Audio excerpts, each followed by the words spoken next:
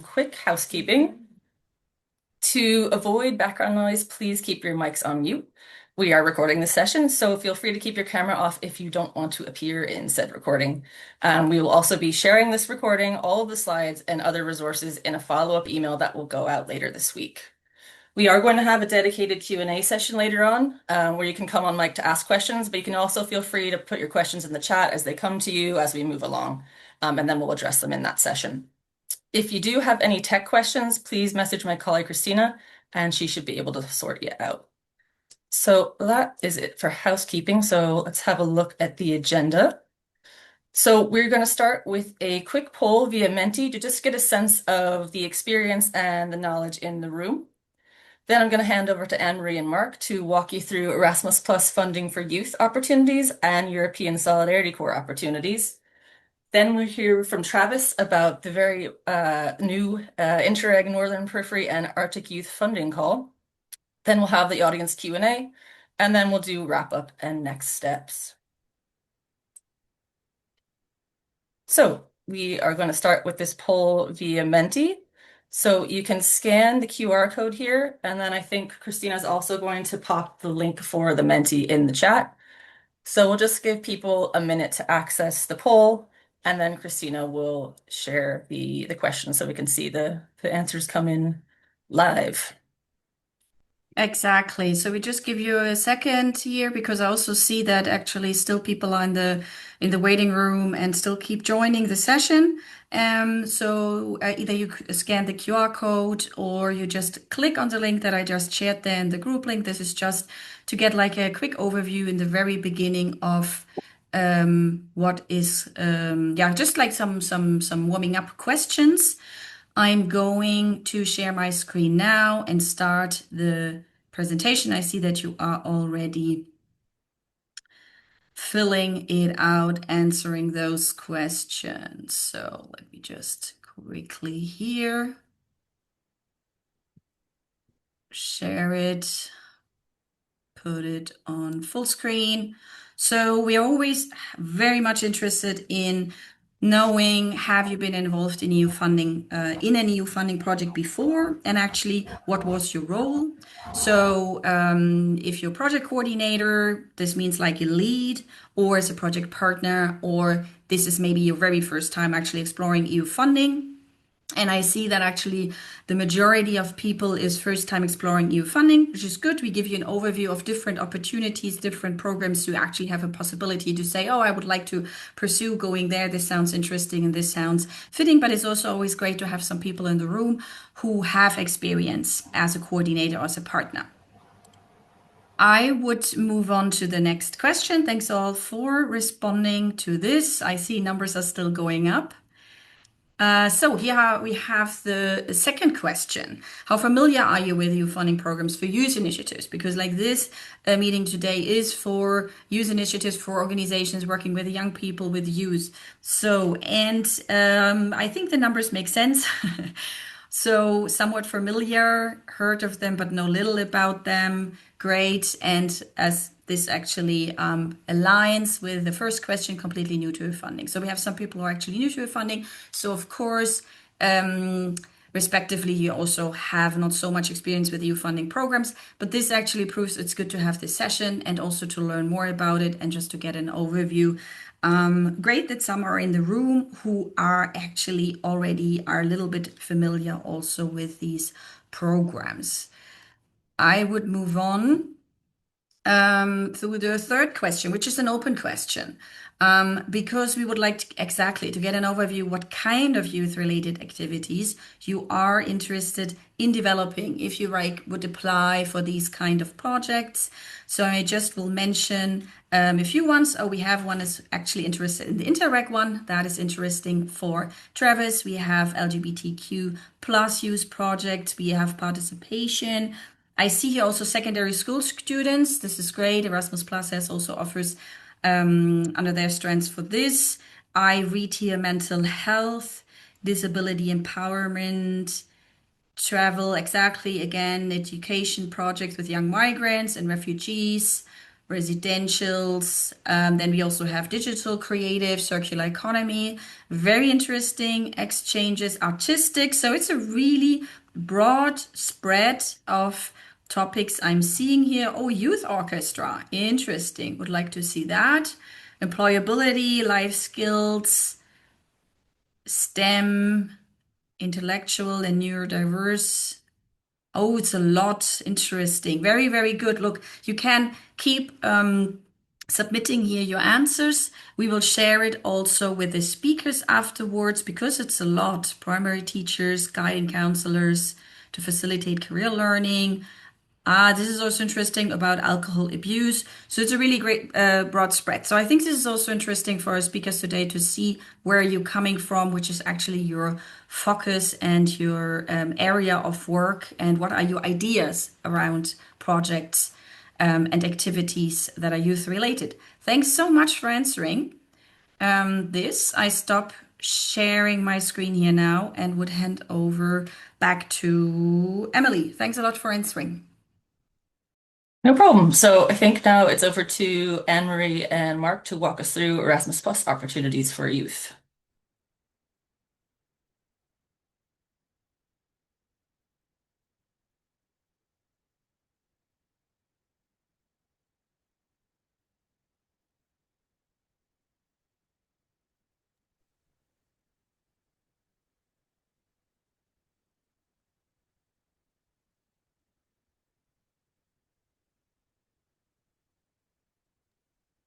So, good morning, everybody. You can hear me there? Yeah. Yep, all good. Okay, that's good. And you can see the screen there, just double checking there. So, good morning, everybody. My name is Mark Harding. I'm here this morning with my colleague Anne-Marie Spillane. We both work for Léargas, and we are working on a very special project called the Capacity Support Building Project. And a key part of our job is to get out and about and promote the European opportunities, the Erasmus opportunities, specifically to youth and community projects on the Erasmus program as it relates to youth and youth work. I just to sort of caveat a little bit there, just to, so in terms of some of the feedback we were getting on the Menti, there was some references made on the education side. There is within Léargas an education section, and we can make reference to we can refer people who are working on education projects to that section if it's more relevant. So anyway, we're here to talk to you today about uh, Léargas and the programs, and our aims are to talk to you about those programs, the capacity support building project. And more specifically, we want to talk to you about youth participation projects, youth worker mobilities, and solidarity projects. And I think these are things that have already been referenced on the Menti as things that people are interested in talking or hearing about. Most importantly, for myself and Anne-Marie, we're here to build connections. Well, we'll be giving out a fair amount of information today. The slides will be shared. Just to say that to you, there's a fair amount of information on the slides with links. Most important for us is that there is an offer from both myself and Anne-Marie to follow up with any organisation that's here today that wants an individual meeting, and we're happy to do that, to arrange it either in person or indeed online. We'd be very, very happy to do that to help you commence an application or for to explore an idea that you may have. So just to say that from the outset. So, in terms of Erasmus, what is Erasmus Plus? So, Erasmus Plus is an EU program that supports education, training in youth and sports. The current program runs to 2027 and from 2021. So, already there's plans afoot for the new program, which commences obviously from 2028. Léargas is the Irish National Agency for Adult Education, School, Vocational Education and Training, Sports and Youth, and we're focusing here today specifically on the youth side. In terms of opportunities that we're going to talk about here today, there's Discover EU Inclusion, which focuses on groups of young people who are aged 18 to 21. They can participate in travel experiences across Europe. That's essentially interrailing. There's youth participation activities, which are youth-driven, local and/or transnational projects for young people aged between 13 and 30, and that's to promote young people's active participation and citizenship. One thing that's often missed there is that these projects don't necessarily have to be transnational. They can actually happen within country. In terms of youth exchanges, groups of young people, again, aged between 13 and 30, can be organised from two or more countries where they come together for between 5 and 21 days for non-formal learning activities on a topic of their interest. And then solidarity projects. These are national projects initiated and developed and implemented by groups of young people in a slightly older age group, tend to be more focused on volunteers aged between 18 and 30. And Anne-Marie is going to talk a little bit more about these a little bit later on. So, in terms of youth workers, organisations, and young people, the opportunities that are available can relate to young people can travel for training for an exchange. This is called the Mobility Project, and you'll hear these terms used. And that's part of an Erasmus plus Key Action 1. Youth organisations can collaborate with other relevant organisations. Uh, sorry, just lost it there.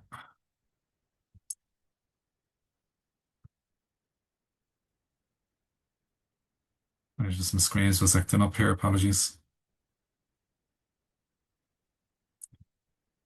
Bear with me here.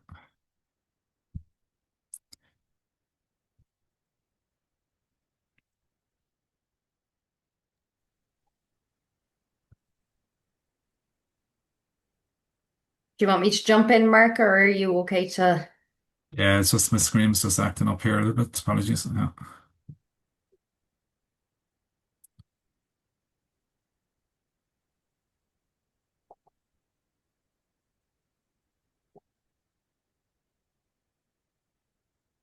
Yeah, what's going on?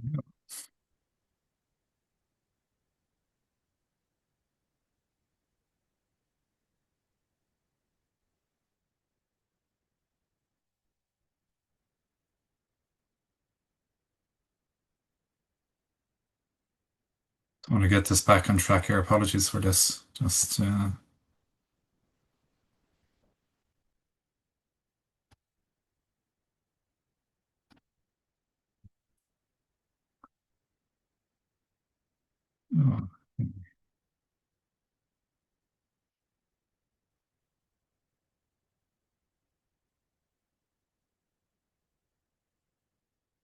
Can you share that for me, please, Amrik? I'm just having a problem No here with the. problem.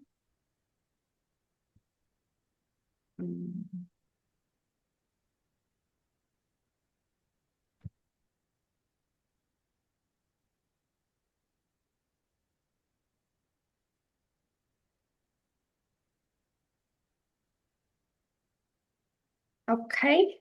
Can people see this now? No, we're not seeing anything. Okay.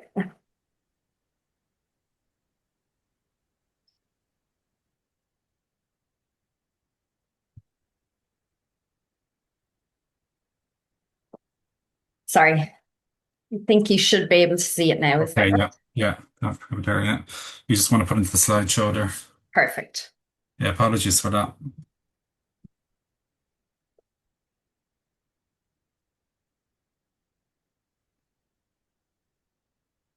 Do you want to put that into the slideshow there, Oh, Mariana? Yeah, sorry. yeah, yeah. Um, it's when you're double screening and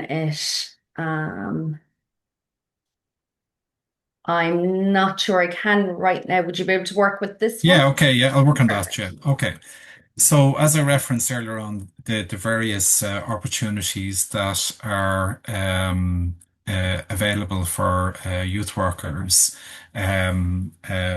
reference the mobility projects, and that youth organisations can also collaborate with other relevant organisations to achieve the shared goal. These are called cooperation partnerships, and they're referred to as key action two. Youth workers, youth managers, and others involved in youth work can also take part in short training courses as well. This is often overlooked. These training opportunities, and these can be done both in Ireland and in other countries. And many are open to newcomers, so you don't need to be part of an existing Erasmus project. Referencing their mobility projects for youth workers, youth exchanges, youth participation projects, Discovery EU, partnerships and cooperation, training and cooperation activities, and we'll go into that a little bit more as we go on. They're just sort of the headlines around it.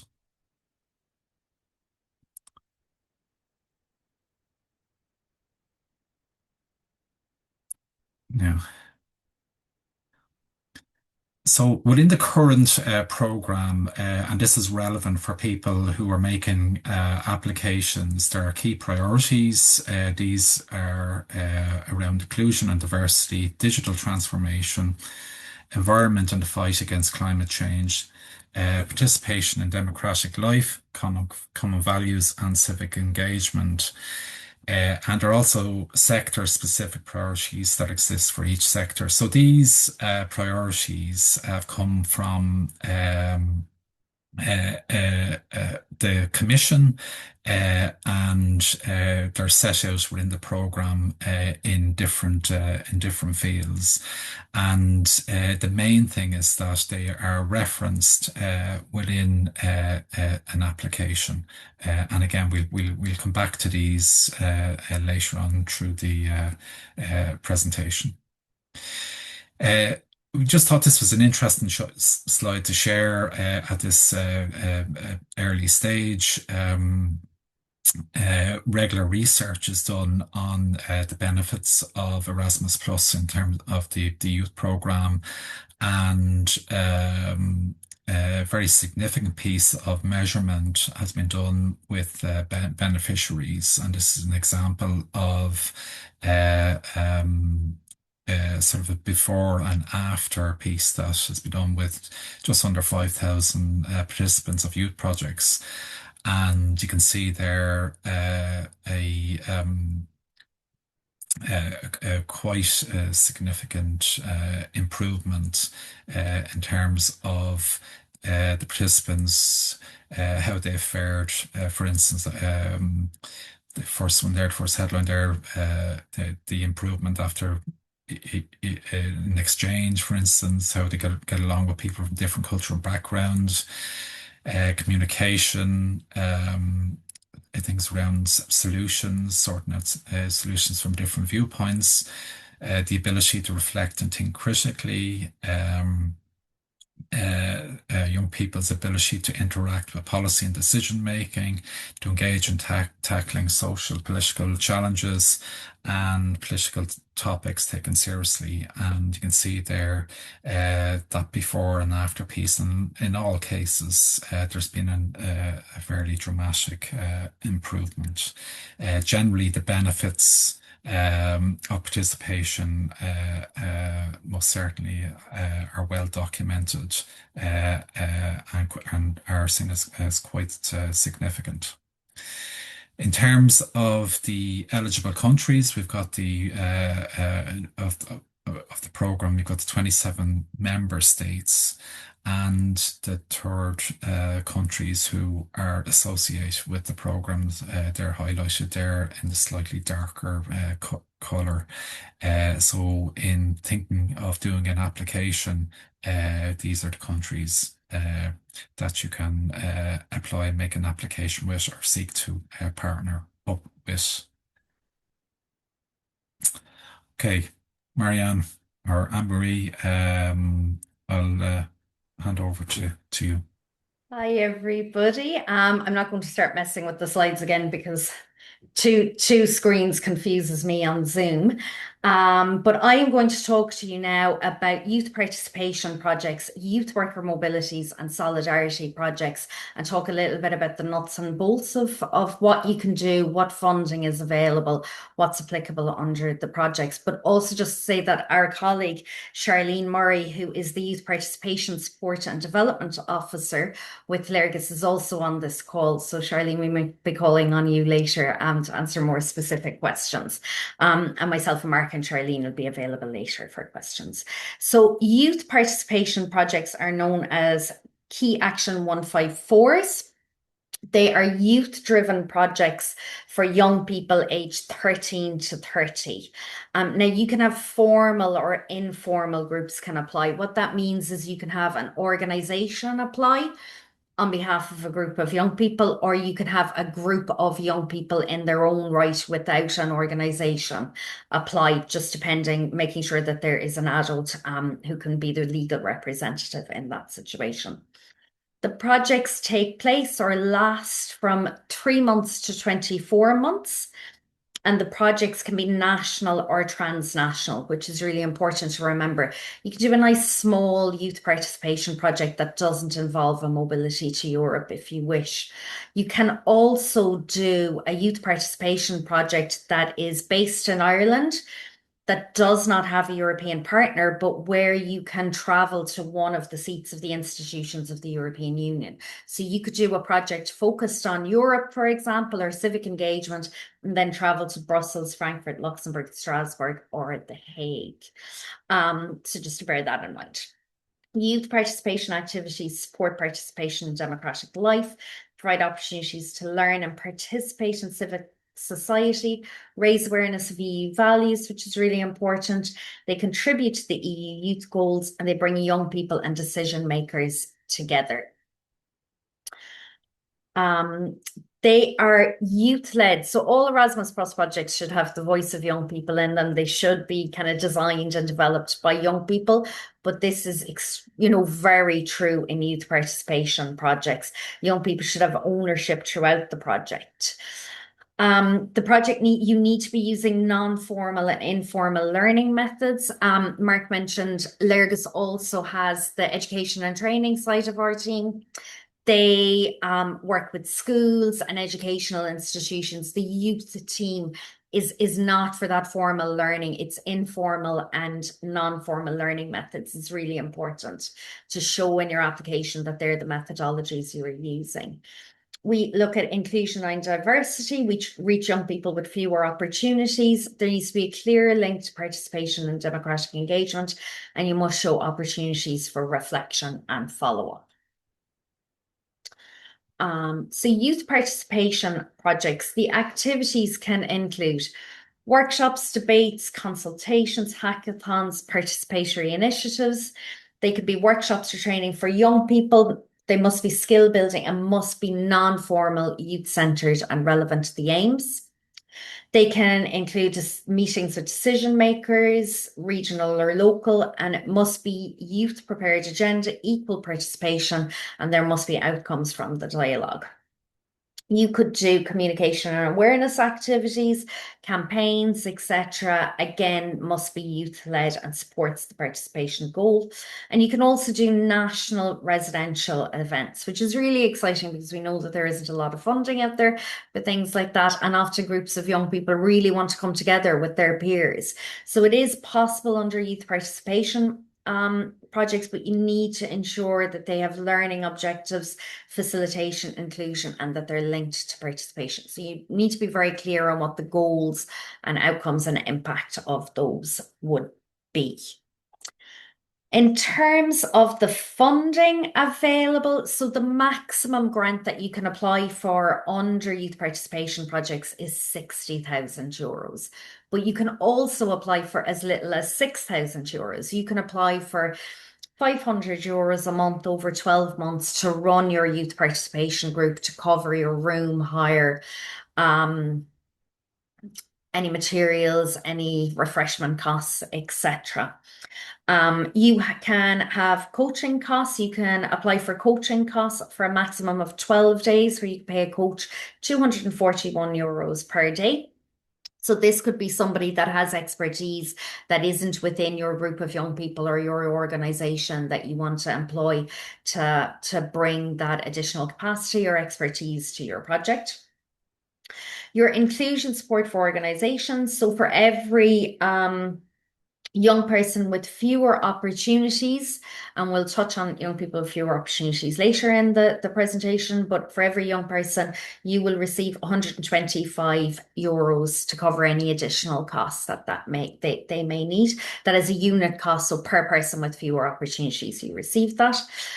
Then we know that young people with fewer opportunities may have additional costs or may have additional needs, so you can apply for real costs. So perhaps you have somebody with mobility issues and may need a separate type of transport, for example. You can apply for that. Perhaps they need passports, perhaps they need additional support. You can make your argument in your application to cover those costs. There's also exceptional costs. These could be visas, etc., and we'll cover 80% of those. Within the youth participation projects, you can also organize an event. This is a larger scale event, and for every participant outside of your core group, you will receive 100 euros per participant to cover the cost of that event, the transport to it, the food, the room hire, etc. And if you do decide to do a mobility, where you do have some travel, you will get funded your travel costs. These are based on distance calculators. You will get subsistence of 73 euros per person per day. So that is to cover your food and accommodation. And then there are also the inclusion and exceptional costs. And I just wanted to give you an example of a couple of youth participation projects. So Jigsaw had a project a couple of years ago called Amplify and Advocate, where they created workshops, consultations, mural activities, and they had one youth participation event that was a seminar. The budget that they received for that was nearly 37,000 euros. And you can see the objectives there, which amplify the voice and experience of young people in debates on youth mental health, support the right of young people to be heard, ensure young people are heard and taken seriously when decisions are made on youth mental health, and raise awareness around the mental health system in Ireland. They had 140 young people involved in that event. And they used Youth Pass and the skills summary to strengthen their application. There was a sustainable project, life cycle, and relevant activities. You also have the National Youth Federation. They created a project that was the Y-Mark 25. They had a budget of nearly 60,000 for that. It took place over 12 months, and it was a national project. And again, 140 young people. And they rolled out an exclusively youth-led recognition process of different youth work projects, clubs, and activities. They also included a Council of Europe visit, 4 regional youth events, and the awards ceremony. And this was to promote the engagement of young people in the EU dialogue process. And you can see there it's linking to the EU youth goals, and include the voice of young people in the development of the Irish Presidency EU Youth Dialogue Conference. And their strengths included a commitment to involve 80 participants with fewer opportunities and good dissemination. Okay, I'm sure you'll have questions after that, but I am going to move on and look at youth worker mobilities. So youth worker mobilities are a really great opportunity for youth organisations and youth workers within Erasmus Plus. And we just want to make you aware, I suppose lots of people are aware of youth exchanges, but there is funding there for youth worker mobilities, and would strongly encourage you to apply for those. So youth worker mobilities are where organisations can receive support for projects comprising of learning activities for the professional development and capacity building of youth workers and their organisations. So you can see there who can apply, but just to highlight in that you need to have proven experience in the youth field to apply for a youth worker mobility. You need to show that youth work is part of your day-to-day core work, that you're working with young people in the youth sector every day.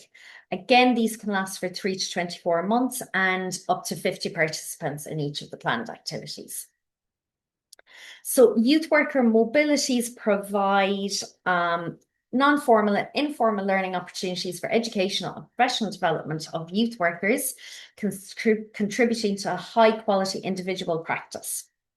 They build a community of youth workers that can support the quality of projects and activities for young people, and they develop local youth work practices and contribute to capacity building for quality youth work of participants and their organisations. And they can be lots of different things. So they can be study visits, they can be job shadowing, youth worker exchanges, peer learning in youth work organisations and organisations active in the field of youth abroad. Because you can do a job shadowing, you could have 2 youth workers from an Irish youth organisation travel to Europe for 3 days and then host their counterparts back in Ireland a few months later. This does not have to be a large scale event, just to bear that in mind. But it can be. You can host up to 50 youth workers in Ireland and share some of the wonderful work we do here. It can be networking and community building, seminars and workshops, etc. The funding available is similar. Your organisation will get €125 per participant. The travel costs are calculated by distance. The individual support is a little bit higher. You will receive €91 if you're hosting in Ireland for accommodation and subsistence. Again, €125 per person with fewer opportunities for your inclusion support. And also your preparatory visits. So this is the same for youth exchanges, and we strongly encourage organisations to apply for a preparatory visit or an advanced planning visit in their application. This is where you'll receive €680 per participant per preparatory visit to for you as a staff member to visit your host organisation in their country and ensure that where you're being hosted, etc., is what you expect it to be, and an opportunity to develop that relationship with your partner. Just some examples here. Galway and Roscommon ETB applied for nearly 17,000 for a 4-month project. That was a 3-day study visit in Helsinki with 22 participants. This was under professional development, and it was to develop a dedicated youth hub and youth-friendly spaces in Galway City. We also have Crooked House Theatre. I believe Crooked House might be in the house with us today.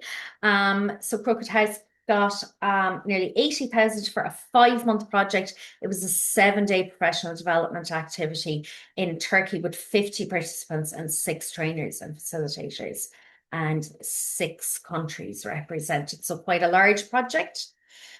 And then Leitrim County Childcare did a 9-month project with youth workers and facilitators, looking at overcoming empathy fatigue in youth work.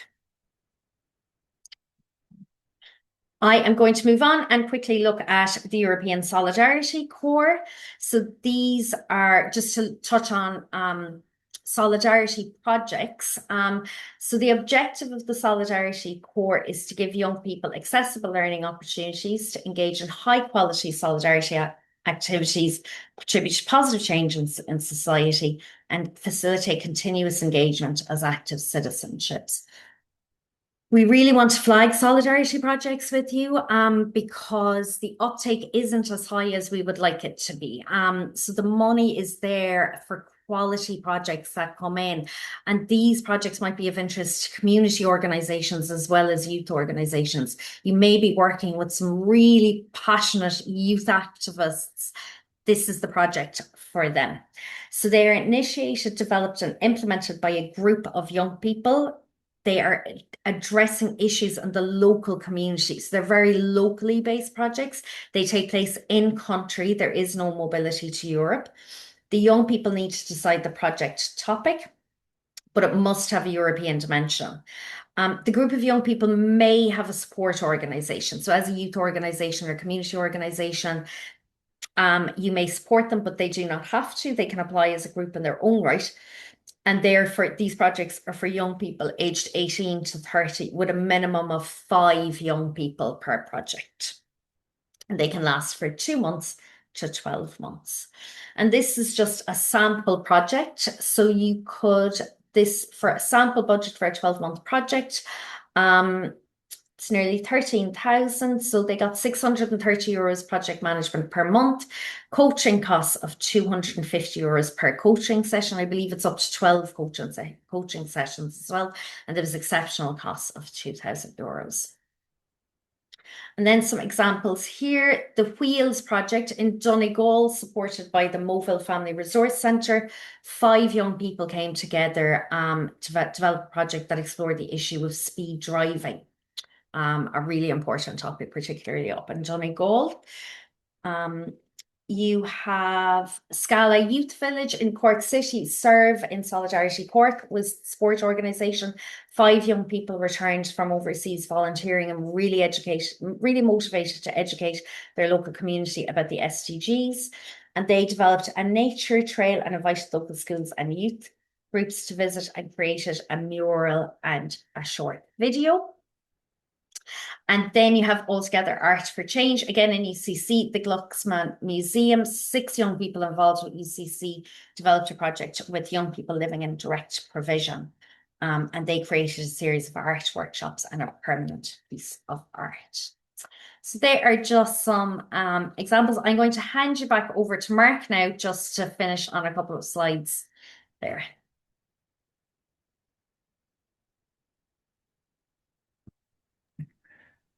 Thanks, Anne-Marie. Thanks for that.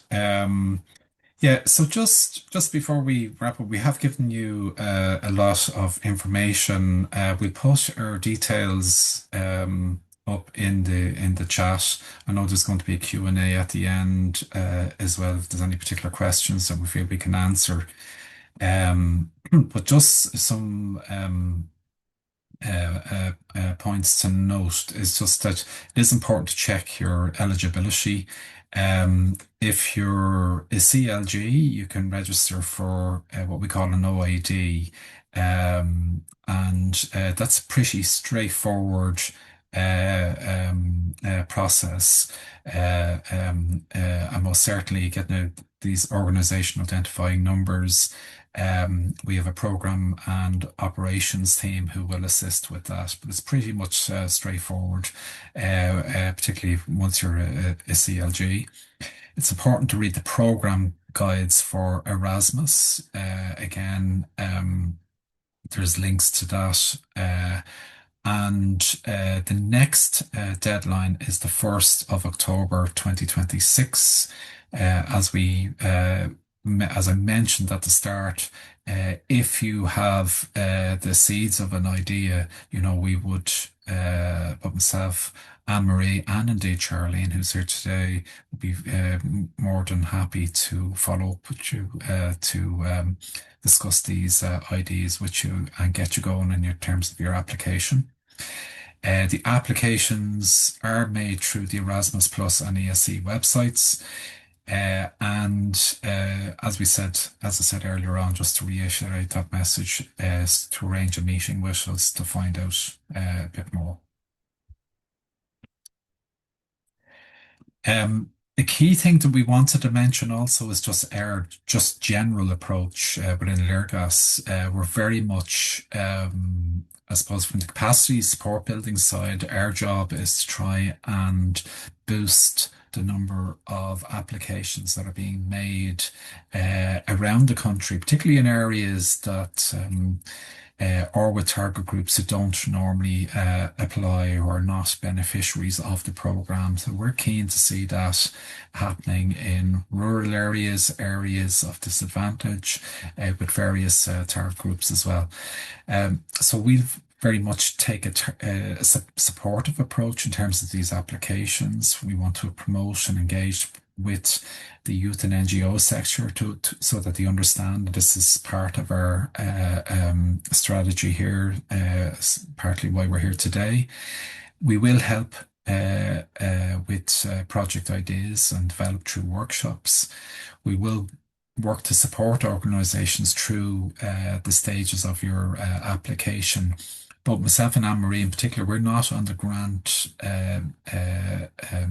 side of the house, so we're removed from that. We can give some supports to applications. Obviously, we can't write the applications, but most certainly we can give some supports around that. And we will offer to help develop skills through thematic workshops. And then Léargas, in terms of the team, in terms of the youth team, through its monitoring and support structures, if you become a beneficiary after an application process, we continue to support our beneficiaries through the life cycle, through monitoring and contact with the project officers as well. So just to say that too. Just a final slide there, just in terms of the our particular project. We just a reminder of what we offer. We offer awareness and outreach. We offer application support, training and capacity building, and networking and partnership support and development. We mentioned these earlier on. These will be in the slides that we're going to share, but just some useful links. We've got the Erasmus program guide. In particular, the Solidarity Corps program guide, which gives the reference documents and resources on the European Youth Portal, and the online application forms, which I don't think are out at the moment. Are they, Anne-Marie? They're not.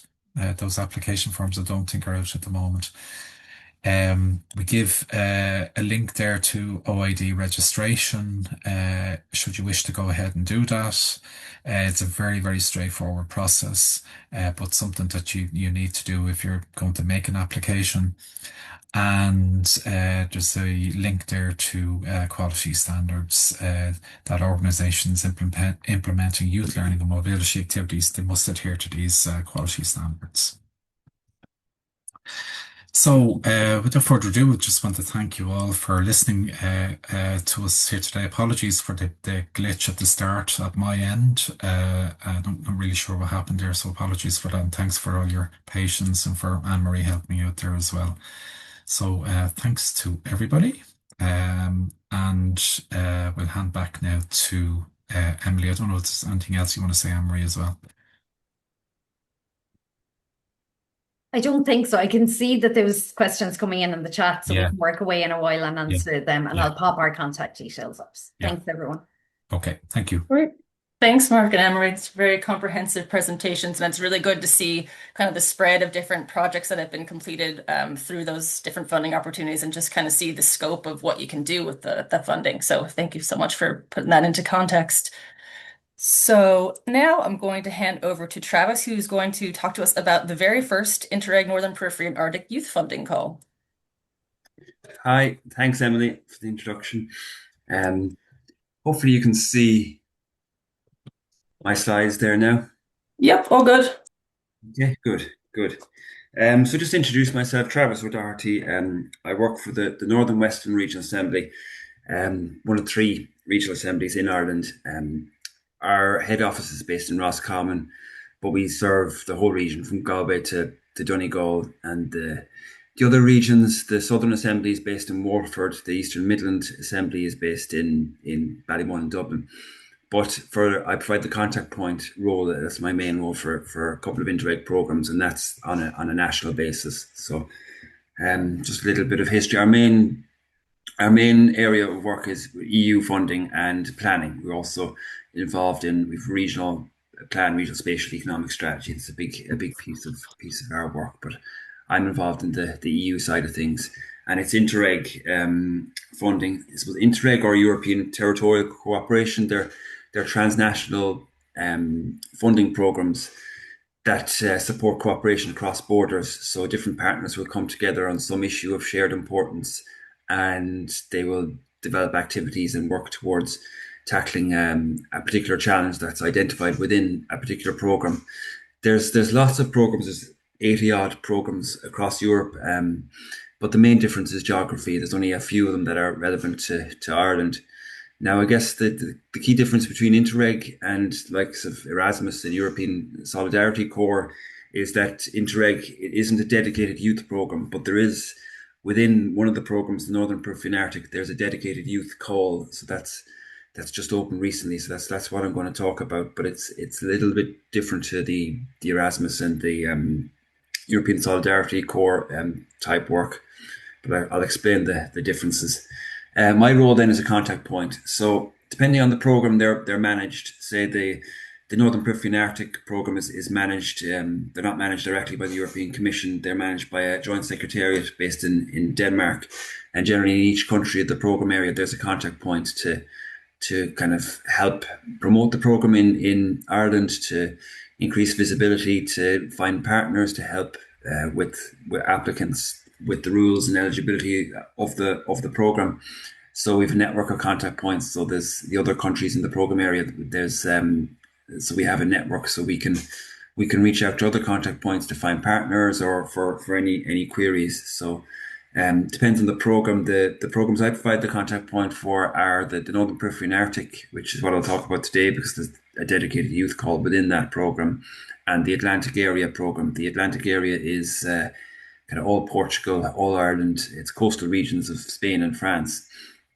So that's my role essentially, the contact point for a number of these programs. So I'm going to talk today really about the Northern Periphery Arctic because there's a youth call that opened and is open currently.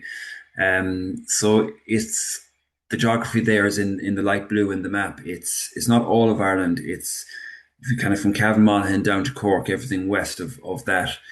But you can participate if you're outside that program area, if you have a national remit or a sort of asset within the program area. So I guess the program is a bit unusual. It's got non-EU member states. You've Faroe Islands, Greenland, Iceland that pay into the program, and the EU member states of Sweden, Ireland, and Finland. Norway also pay into the program as well. So normally you have kind of large projects, main projects typically up to €1.5 million, and smaller projects. But I'll go through the youth corps projects are slightly different, and they're 65% grant funded. So there's three they define youth slightly different to anyone under age 35. So they've quite a broad definition of youth.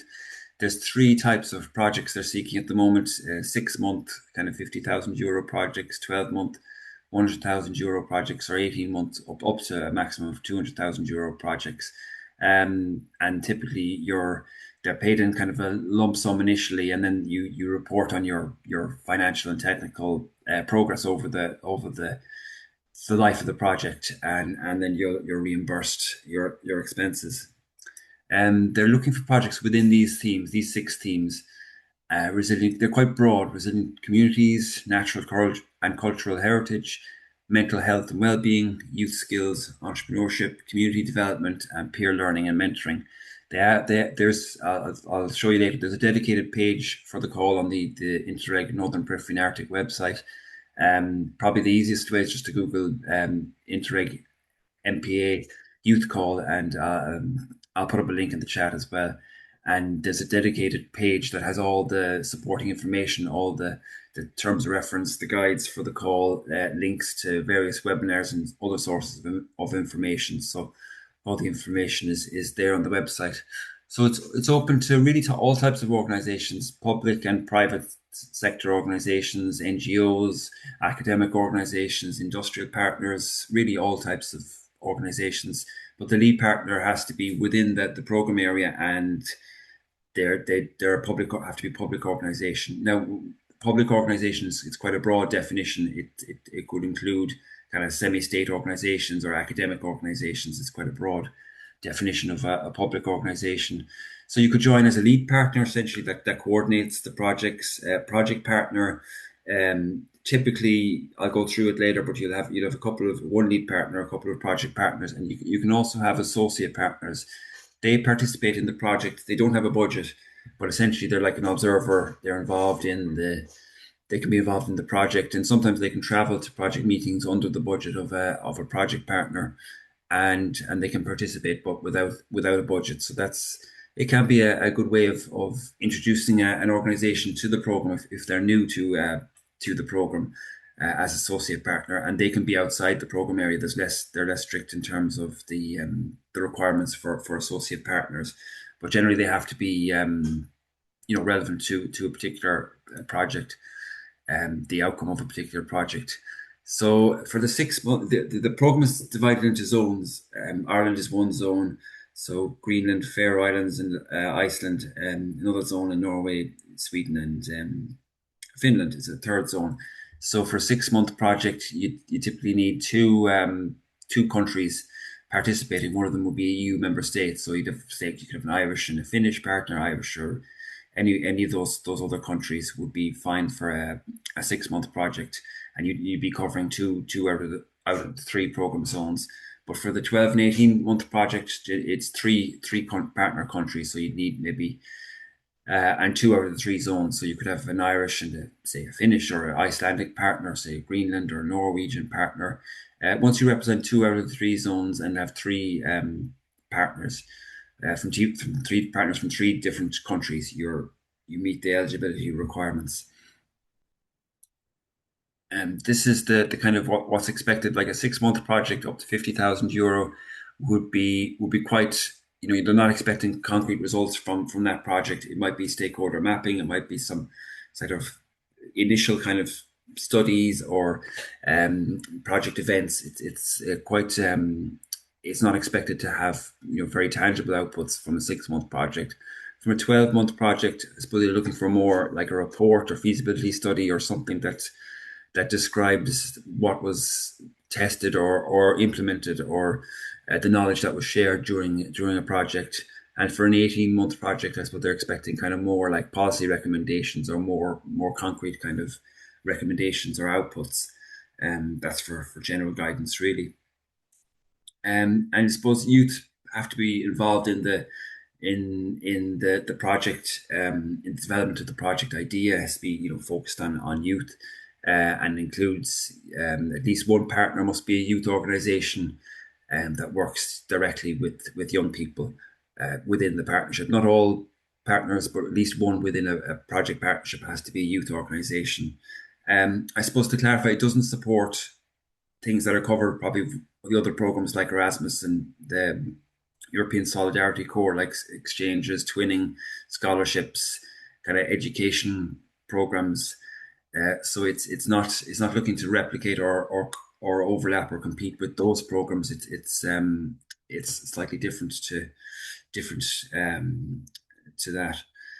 There's a lot of information on the website. I'll put the link in the chat there in a second. There's a youth call page. The Joint Secretariat, as mentioned, they're based in Denmark and in Copenhagen, and they have a variety of webinars. The YouTube channel is quite good as well, and publications around the call. So they're all available, and presentations from past events are available on the website. The program manual, there's the two documents. The terms of reference describes the call. It's a relatively short document. The program manual is a detailed, long document describing the rules of the program, the wider program. It's quite a detailed document. They have a LinkedIn group for sort of posting project ideas and helping to find partners. So the main way you find partners is either through that LinkedIn group or through the contact points like myself. The Joint Secretariat, there's a couple of email addresses there in the Joint Secretariat, so you can reach out to the officers there as well that give you further feedback. And they can do clinics if you want to discuss your project idea with them. You can run a clinic or a one-to-one online session with those project desk officers in the Joint Secretariat in Copenhagen. And there's a lot of resources there on that webpage. It's the best place to start, and you can view all the past projects on the Northern Periphery Arctic webpage as well. So everything is there. It's a huge source of information. I mentioned these events already. The presentations from past events, they've done a few events already this year. The presentations are available online, and YouTube channel also has some recordings. So that it's all available there online. So I think I've mentioned the one-to-one meetings, and there was an opportunity close now to provide initial feedback on your project idea. But you can set up one-on-one meetings with the Joint Secretariat to do that, to get feedback on your initial idea before you go too far in the application process.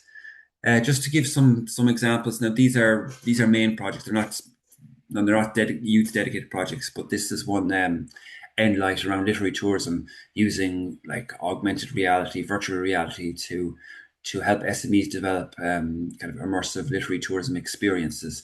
A project that gets a lot of publicity, and the Irish partner, one of the Irish lead partners, the Western Development Commission, and they've good links to SMEs, so that they'll be quite active in the program. It's one of the more tangible and kind of interesting projects. And this is actually the Atlantic Area program, the ATLIC project, Atlantic Innovation Blue Communities. So they were looking at empowering young entrepreneurs to build sustainable businesses. And earlier this year, they got President Connolly to open up what they called an international creative jam. Donegal Youth Service were one of the Irish partners in this project. They looked at a kind of 3-day event, bringing people from France, Spain, Portugal to kind of shape the future and get opinions and get their feedback. So very interesting event, and great, huge publicity for the project to get the president to open this event. That was in February, March or this year. So it's great publicity for the program. Great kudos in getting the president to come. So so I suppose I have a newsletter as well. There's EU funding. So what I do is typically every couple of months I'll just send out a newsletter to advise any EU funding events, what's coming up, or calls or deadlines, or some general information. So you can sign up on our own website. I'll put the links in the chat after this presentation. And essentially that's it. There's my email address there, and please feel free to reach out with any questions or any issues at all. And if I can't answer, I can point you in the direction of somebody that should be able to answer your questions. So I hope that's clear enough. Great. Thanks so much for that, Travis. And fingers crossed for a really good uptake on the applications for the youth call. Good. Yeah, we've had some interest already. So yeah, fingers crossed. Great. So we're going to move into the Q&A session now. So I'm just going to kind of scroll through what's already come through in the chat. Christina and Emery and Mark have been doing a good job of answering as they've gone along. So there was one about the UK coming back into the Erasmus Plus program in 2027, and Mark said that that's happening, but we don't have any specific details yet. Okay, and then there's a question: can youth workers be volunteers or independent contractors? Can I just say, I just double checking on that. So they are back in, as I understand it, from June 2027. And they'll be able to run programs until the funding through to 2028, 2029. It's been seen as some sort of pilot program, and it's going to be revised then as to whether they join the full program. So when we get to all of the details, we'll sort of issue that out. So that's the kind of the latest I have on that. Okay, great. Yeah. Okay. That will be a very hot topic once we have more information on it. Yeah. Okay. Yeah, it's evolving, as you say. Yeah. Okay. Yeah. Thanks.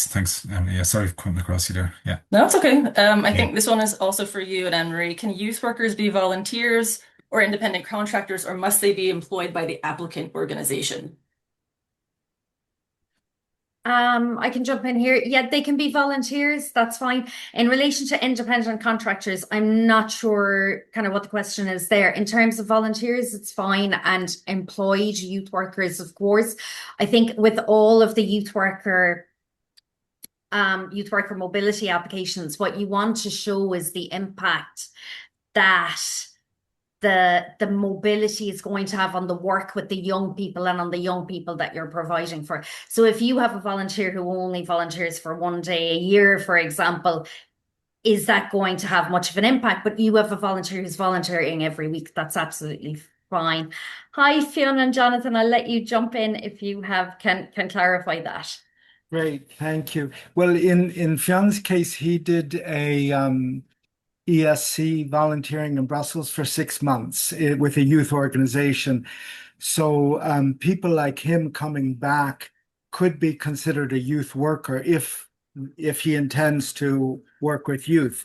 And I'm not talking about him specifically because he's also doing a long-term Salto youth train the trainer program. So clearly he's a youth worker. But we're working with quite a few young people who have the aspiration to be youth workers. So can it be sort of an aspirational thing as a first step in their career of youth work, where they don't have a proven track record, but our organization does, and we intend for them to do more youth work with us? Is that youth worker? I think we probably need to be a little bit careful about the definition of a youth worker and what a youth worker Mm. is, because I think across Europe you do have we have a very, very high standard. We have a definition, we have qualifications for youth workers in Ireland. That's not the case across Europe. And I suppose we want to maintain all those standards. I think it's probably something we'd look at individually. More than happy to jump on a call with you afterwards if you wanted to look at it more specifically. But I think in terms of youth workers, volunteers, absolutely for in improving like the skills and development of individuals, it could be applicable. It could be we'd need to look at a specific kind of proposal or application. Do you want to jump in, Mark? Do you have anything to add to that? Yeah, I was just going to say, like in some of these questions, without sounding too difficult about it, the answer depends, and we probably just need to go offline on it, and just it might be a little bit more nuanced. So in some cases, it depends on the funding stream that you're applying for. And the program that you're applying for. So I think maybe it's a separate call, and so that we fully understand or we understand it a little bit better, if that's okay. Yeah. Great. Okay, so there's a question about the deadline date. So that is on the Léargas website, and also probably the best way to stay on top of deadlines is to sign up to the Léargas newsletter and Yeah. the newsletter that Travis mentioned, and we can put links to both of those newsletters in our follow-up email. Okay, a question from Wendy. I think this is directed at Travis, but Wendy, you can correct me if I'm wrong. Does this scheme only support groups from within the counties in the region mentioned? Can a group, say, based in Dublin, get funding for a collaboration project in Cork? Yeah, so Cork is in the program area, um, but generally you have to show a link. Say sometimes you might have an organization that has a head office in Dublin, but a sub office within, say, within the area of the Northern Periphery Arctic, and that's generally fine. Now it's in the case you have to show, you have a remit within the program area. So if there's a sub office or there's a sort of a remit within Cork, then even if an organisation is based in Dublin, it should be fine. But um, it kind of has to be reviewed on a case by case basis, because I know, for example, in academia, say universities outside the program area were applying for Northern Periphery and Arctic funding, but they weren't declared eligible because there's other similar universities within the program area doing a similar function. So it's a bit tricky. So it's not that black and white, but it's if you email me, I can kind of give you more guidance or a bit of background information. I can kind of give you more guidance on it. Okay, thanks, Travis. And here's another one for you from Peter from Crooked House Theatre Company. Regarding Northern Periphery and Arctic and eligible counties, if we do projects in relevant NPA counties, but we are based in non-eligible counties, can we take part? Does the project we propose have to be located in one of the eligible NPA counties? So I think that's from Yeah, what. you have to show you have a remit within the program area. Say say for example, Chagas, the Agriculture and Food Development Authority, their head office is in Carlow, but they were partners on an MPA project because they have sub offices, and they were able to show that the activities and the staff were working within the region, even though their head office is in Carlow outside the program area. So it's about showing that link to the program area, and that you're impacting, on the ground within the program area. Okay, so saying we don't have sub offices, but just one office in Kildare, but we do projects in counties in the program area. Is that enough? Sufficient? Could be. It depends. I'd have to, yeah, maybe if they email me, and I can just generally have to show a link, if who's the partners you work with within the program area, and if you can show that you're working with partners like on the ground within the program area, it should be okay. Um, but I'll be able to clarify that. I might need a Yeah. bit more information. Yeah, no worries. We can include if you're okay with it, your email in the follow-up so people can reach out to you Yeah, for like a one-to-one advice call. yeah, sure, yeah, it's Okay, fine. great.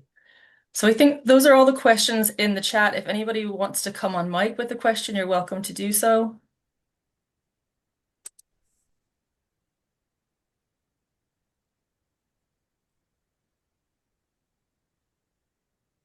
Ah, Got a nice comment from that's CEO for Donegal Youth Service. yeah, great, great, a great example. Yeah, congratulations on the Right. success. Okay. So if nobody has any questions, I might just throw one out to Anne-Marie and Mark and Travis. So if people want to get involved in any of these funding opportunities, what's the best thing that they can be doing now if they want to make an application? Can I go first? Yeah, go for it. Yeah. Thanks. I guess reach out to the contact points, and start reading the kind of program documents. Get your idea sort of developed. Ideally even before a call opens, because once a call opens, there's a real push on, to find partners and develop the project idea. The pressure can be on. So the more you've done in advance, the more work you've done in advance, the better. Between the contact points, the various, within the programs, then the program officers, Access Europe. There's a lot of people you can reach out to for further information. Yep, absolutely. Thanks, Travis. Mark, did you want to come in there? Yeah, I did. Like, I mean, I think looking at the coming back to the mentee at the start, and I absolutely agree with Travis there. Come back to the mentee at the start. A fair amount of those attending here today have a bit of an idea. They have the seeds of an idea. Of something that they're interested in applying for. So it's to take the next steps. Some people will obviously, some will decide, yeah, they can work away on their own, and then others who may not be totally sure, if they want to touch base with ourselves, that's what we're here for, and we can get them moving then on the next step. And particularly if you're at a stage where you're just not sure about where to go next, to have that sort of short conversation, and we can facilitate that discussion. Absolutely. So you have our details there. We'd be delighted to meet up with you, and and make that happen. Great. Thank you, Mark. Anne-Marie, is Yeah. there anything you wanted to add, or are you okay? No, I think that's it. Reach out, talk to us. Even if it's just a little seed of idea, there's no pressure. The next deadline is October, but after that it's February. So yeah, we're here Yeah, to help. great. Yeah. Perfect. So I think that wraps up the Q&A session. So before we finish, we just wanted to do kind of a bookend sort of mentee. So now that you've heard about these programs, which ones you might be thinking about applying for, and if you have any ideas for other sort of trainings or workshops you'd like to see from Access Europe to help you to better apply for EU funding. So I can share that, just again, a QR code.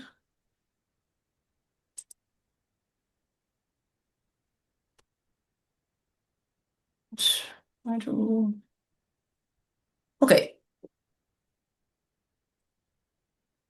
So if you want to scan that, and again, Christina will pop the link into the chat if you want to access it that way, but it's just 2 questions, just to get a sense of what you're thinking now that you've heard about these different funding opportunities and what might be useful to build your capacity or your organization's capacity to apply for these kinds of things.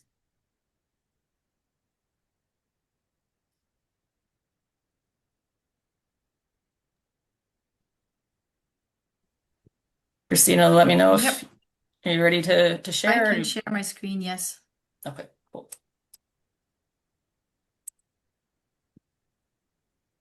Okay. Let me see this. So it's 2 small questions just in the end so that we also will be able to prepare more future sessions also for you, so we meet your needs. And now, after hearing from all the presenters, what are you most interested in applying for? We see here that the Erasmus Plus youth participation projects are apparently a majority of you are interested in going for that. We have some here for youth worker mobilities and solidarity projects, and also the Interreg NPA youth funding call gets a little bit of interest. I'll give you some more time to reply to this, but we'll keep it open. This is really interesting for us to scope out. Where could we probably put a focus on again? Where would you need more information on? And now, just to come to the second question, it's again an open question. This is around our future events. What topic would you most like Access Europe to cover? This is always interesting for us to hear, especially now if you after you got the content, you got the overview, but we talked about the next steps, and I just go through a few of those examples. Writing applications, how to fill out applications forms, you get that a lot. We have a dedicated training on that, but I hear it very, very often that this is like a huge topic actually. We have tips for new applicants, how to find partners. We have also training on that, but that again, we heard it also now, this can be an issue if you haven't worked on a European level before, especially.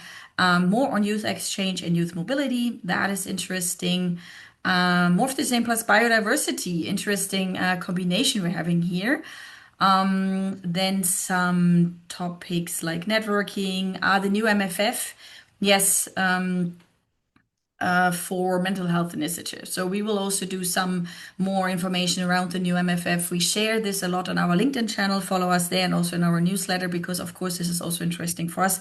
What will happen from 2028 onwards? I see a budget writing. Yeah, we're actually thinking about having like a dedicated training on financial plans.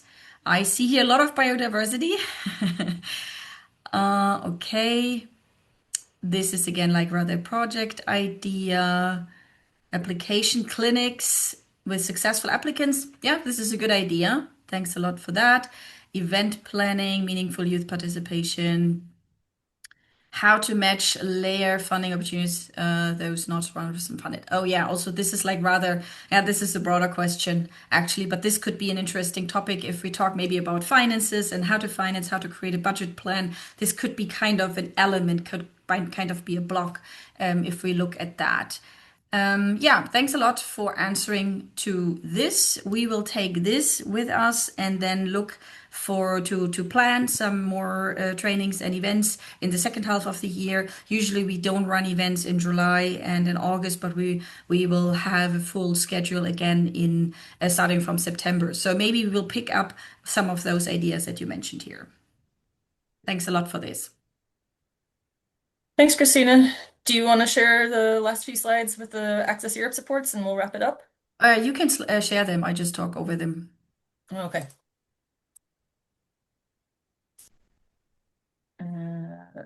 Just a sec. Yeah. Right, there you go.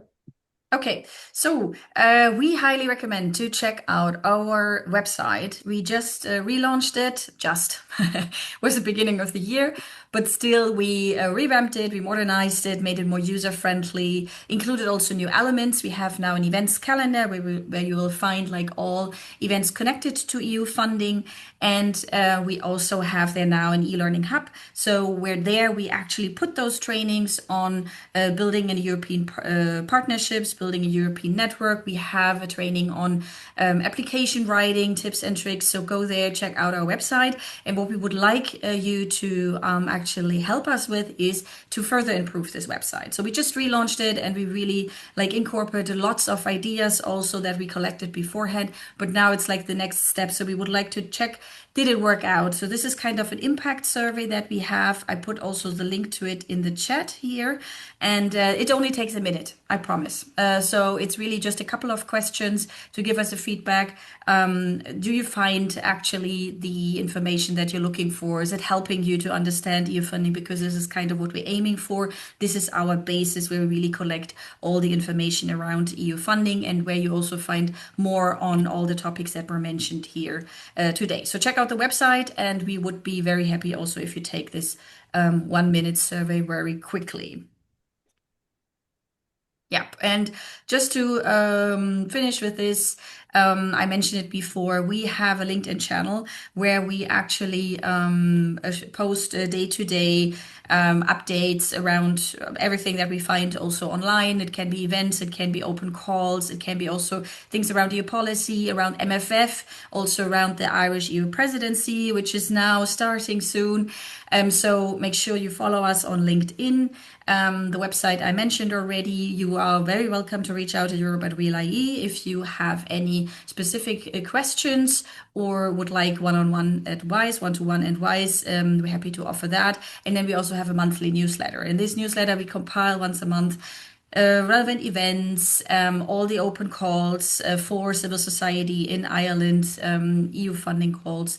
So if you are interested in this, just reach out, contact us, sign up to our office. It's all for free. So I'm happy to provide more information to you. Great. And that's it. Thank you to our lovely speakers. Thanks you to our Irish Sign Language interpreters, and thanks to all of you for coming today and engaging with us. So hope you enjoyed. We'll send the follow-up email later this week, and stay cool and hydrated. Thanks, everyone. Bye. Thanks a lot, Here, here. everyone. Thank you. Thank you. you. Very